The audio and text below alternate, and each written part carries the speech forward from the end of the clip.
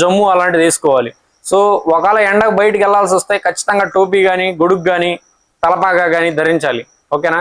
So వాతావరణంలో వేడి పెరుగుతుంది కాబట్టి మీకు ఎక్కువ చెమటలు పోస్తాయి మీరు ఇంట్లో ఉన్నా కానీ. సో ఎక్కువ వాటర్ మన బాడీలోంచి పోతే నీరసం వస్తుంది. కాబట్టి మీకు దాహం వేసిన అయిపోయినా ప్రతి అరగంటకి ఒక గ్లాస్ నీళ్ళు తాగుతూ ఉండాలి. అప్పుడే మన బాడీకి కావాల్సిన వాటర్ వేస్ట్ రూపంలో పోయినా కానీ సో మన బాడీలో నీరు ఉంటుంది కాబట్టి మనకు నీరసం వడదెబ్బ తగలకుండా ఉంటాయి. వడదెబ్బ తగిలింది మీ పక్కన వాళ్ళు ఎవరన్నా స్పృహ కోల్పోవడం కానీ లేదా ఒళ్ళంతా బాగా చెమటలు పోసేసి నీరసంగా ఉన్నప్పుడు కానీ మనం ఏం చేయాలి?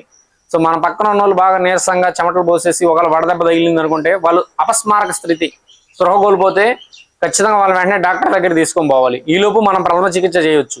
అతడికి ముందు బట్టలు లూజ్ చేయాలి. ఓకేనా. గుండీలో ఇప్పి కొంచెం గాలాడే విధంగా చేయాలి. అతడి ఎండలో ఉంటే వెంటనే అతన్ని నీడ ప్రదేశంలోకి తీసుకొని వెళ్ళాలి. ఓకేనా. తర్వాత అతడికి మీ దగ్గర ఐస్ ప్యాక్స్ ఉంటే ఐస్ ప్యాక్స్ లేదా వాటర్ ఉంటే వాటర్ తోటి తుడుస్తూ ఉండాలి. అప్పుడే బాడీ టెంపరేచర్ అనేది తగ్గుద్ది. అది జ్వరం వచ్చింది కదా జ్వరం తగ్గిద్ది కొంచెం. సో డాక్టర్ దగ్గర తీసుకొని పోయేలోపు ఇచ్చేయాలి. లేదు అతడు స్పృహలోనే ఉన్నాడు అనుకోండి, స్పృహలో ఉంటే కానీ అతడికి ఓఆర్ఎస్ సొల్యూషన్, ఓఆర్ఎస్ అంటే కొన్ని ప్యాకెట్లు ఇస్తున్నారు కదా గవర్నమెంట్లో అవి, లేదంటే ఒక గ్లాసు నీళ్ళలో కొంచెం ఉప్పు నిమ్మరసం చక్కెర వేసి కలిపి అతడికి తాగించాలి. స్పృహలో ఉండి వెంటనే తేరుకుంటే ఓకే, లేకపోతే వెంటనే హాస్పిటల్కి పోతే సెలైన్ బాటిల్ పెట్టి అతన్ని వడదెబ్బ నుంచి రక్షిస్తారు. ఓకేనా. సో ఇది వడదెబ్బ గురించిన సమాచారం. ఓకేనా. మనకు వడదెబ్బ తగలకుండా ఖచ్చితంగా మనం ఎండగా ఉన్నప్పుడు బయటికి వెళ్ళకూడదు. అరగంట వాటర్ తాగాలి.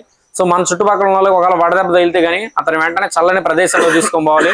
అతడి మీద నీళ్లు పోయడం కానీ ఐస్ ప్యాక్స్ పెట్టి అతని బాడీని చల్లబరచాలి. ఓకేనా. సో ఈ విషయాలు మనం వడదెబ్బ గురించి తెలుసుకొని ఉండాలి. ఓకేనా. మీకు ఏమైనా బాగాలేకపోతే చెప్పండి, దాన్ని బట్టి ట్రీట్మెంట్ ఇద్దాం. ఓకే.